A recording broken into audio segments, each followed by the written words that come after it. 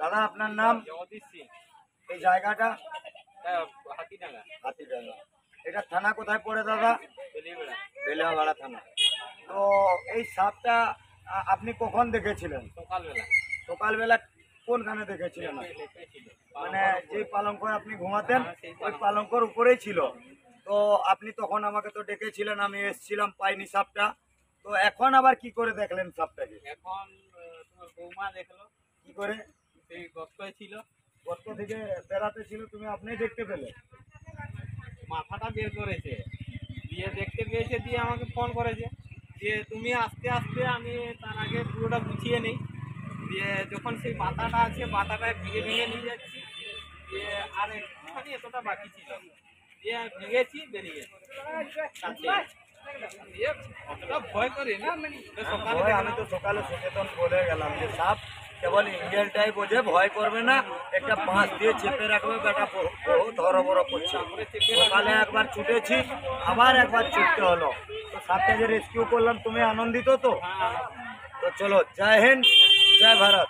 দাদাকে আমার তো দোস্ত, আমি রাহুল, আপনারা দেখছেন রাহুল স্নেক সেভার ইউটিউব চ্যানেল। তো আজকে নতুন করে আবারও একটা সাপ উদ্ধার করার জন্য আমরা সকালে এসেছিলাম। এই যে যোগেশ্বর দাকে দেখাতে বলবো, এনাদের বাড়িতে এই রুমটার মধ্যে পালঙ্ক ছিল, অনেক কিছু ছিল। সকালে আমরা সাপটা খুঁজে পাই না, ওই পালঙ্কর উপরে কিন্তু ছিল সাপটা, দাদা দেখেছিল। গদি ফদি সব আমরা ছেড়ে একাকার করে দিলাম, তেড়ে চারিদিকে বরবাদ করলাম, তাও পাইনি। তো এখন প্রায় সময় 4টা বাজে, বিকাল 4টার সময় দাদা নিজের থেকে খোঁড়াখড়ি করে এবং দেখতে পাই সাপটা ওই দেয়ালের মধ্যেই ছিল। তো আবার ডাক করে আমাকে সাপটাকে না মেরে তো বলতে আমি এসছি। দেখেছো কিরকম পজিশনে আছে, সাপটাকে তীক্ষ্ণ করে দেখাও যে কি পজিশনে সাপটা ছিল। তখন আমরা একদমই মাথার মধ্যে এটা আসে না যে এদিকে ঢুকেছে সাপটা, এই হোল দিয়েই ঢুকেছে। আমরা ওদিকে তাড়লাম, বরবাদ করলাম, পেলাম না, ঘুরে গেলাম, আবার বিকালে আসতে হলো এই সাপটার জন্য। তো চলুন একে এখান থেকে বাইরে বের করি, তারপরে এর ব্যাপারে আরো কিছু বলবো।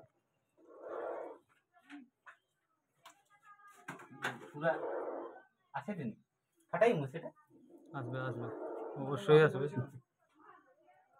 রাগটা কেমন দেখছো?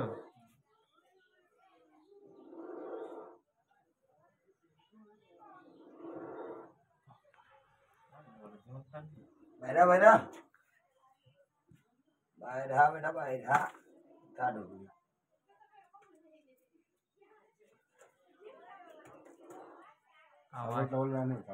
আওয়াজটা আছে আনমু না না না, আনার দরকার নেই, ও হয়ে যাবে কাজ।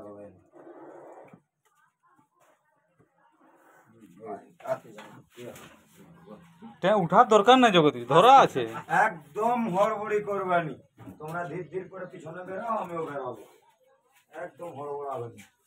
তো আমরা সাপটা ধরে ফেলেছি, এটা হচ্ছে গোখরো সাপ। গোবরো। হ্যাঁ, এটা গোখরো সাপ এবং ইংরেজিতে এটাকে ইন্ডিয়ান স্প্যাকটিক্যাল কোবরা বলা হয়।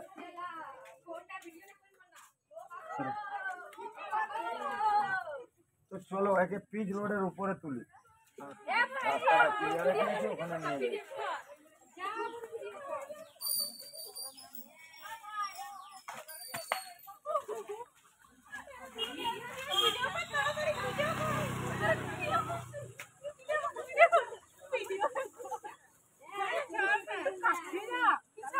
তো এটা হচ্ছে গোখরো সাপ দাদা।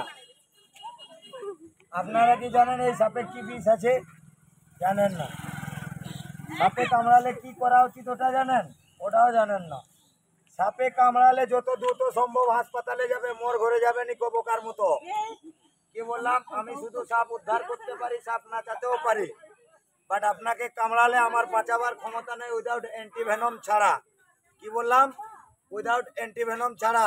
আপনি ভাববেন রাহুল সাপ ধরে রাহুলের ঘরে যাই আমাকে বাঁচাবে, আমার ঘরে গেলে আমি কিন্তু বাঁচাতে পারবো না। যদি আমার কন্ট্রাক্টে থাকেন, আপনাকে সাপ কামড়ায়, তাহলে কিন্তু আমি বাঁচাতে পারবো আপনাকে। কি বললাম? এর জন্য কোনো মন্ত্র নয়, কোনো ঝাড়ফুঁক নয়, এর জন্য একটাই ওষুধ, যেটা আমরা অ্যান্টিভেনম বলি, যে কোনো সরকারি হাসপাতালে পাবে, ঝাড়গ্রাম না হয় গোপীবল্লভপুর, অ্যাভেলেবেল এই দুটো। এদিকে একটা বর্গিটাঙ্গা, ওটা অনেক দূরে রয়েছে। যেটা আমাদের ভাঙাগড় একটা রয়েছে, ওটাও দূরে রয়েছে। আমাদের ভালো রাস্তার উপরে ঝাড়গ্রামই সোজাসুজি। তো চলো এটাকে আমরা চারের মধ্যে বন্দি করে দিই সাপটার জন্য। সকালে দাদা আমাকে একবার ডাক করে, তখন পাই না আমরা, পালংখর উপরে ছিল বললো, আবার একবার ডাক করলো এখন বিকাল সময় এই সাপটার জন্য। তো এটা গোখরো সাপ, এবং আমাকে দেখে এভাবে কেউ ট্রাই করবে না সাপ ধরার, যে দাদা আসলো 1 মিনিটে ধরে নিল, তাহলে কিন্তু তোমার জীবনে ঝুঁকি হবে, আর তার জন্য কিন্তু আমি দায়বদ্ধ থাকবো না। সাপ এমনই একটা প্রজাতির প্রাণী যার মধ্যে কোনোরূপ কোনো ব্রেন নেই। কি বললাম? সাপ এমনই একটা প্রজাতির প্রাণী যার মধ্যে কোনোরূপ কোনো ব্রেন নেই, যে কোনো মুহূর্তে মাগো মুভমেন্ট চেঞ্জ করতে পারে। আবার অনেকে গ্রামগঞ্জের মানুষ এরকমটা ভাবে যে ডাক্তাররা বলে তো সাপটা চিহ্নিত করেছো, কি সাপ কামড়েছিল, মানুষ কি করে ওই সাপটা চিহ্নিত করার চোখ করে সাপটাকে ধরতে চায়, বাট ওটা করবেন না একদম। আমি বলছি কেন বলো তো, এই গোখরো সাপ অনেক সময় ড্রাই বাইট করে, ফলস বাইট করে, আর আপনাকে একবার ফলস বাইট করেছে, আপনি হাসপাতালে না গিয়ে আগে সাপটা ধরার চেষ্টা করতে গিয়ে আরও একবার বাইট দিল, ওই সময় কিন্তু ভেনমটা ছেড়ে দিল।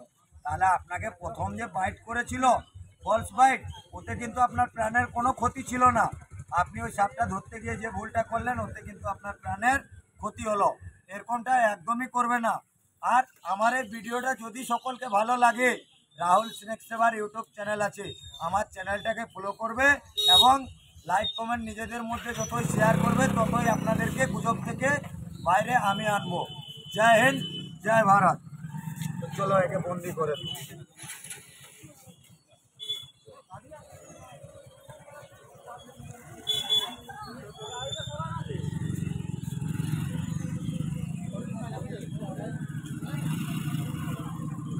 बलियाটাই ভালো লাগে। হ্যাঁ দাদা একে দেখ বলে ছাড়াও আমি দেখতে পাচ্ছি নি, আমি বলে ছাড়াও আমি দেখতে পাচ্ছি নি। তো আমাকে দেখে এইভাবে চকলেটের চারে একদমই ভরতে চেষ্টা করবেনি, হাতে কামড়ে দিলে বাবা।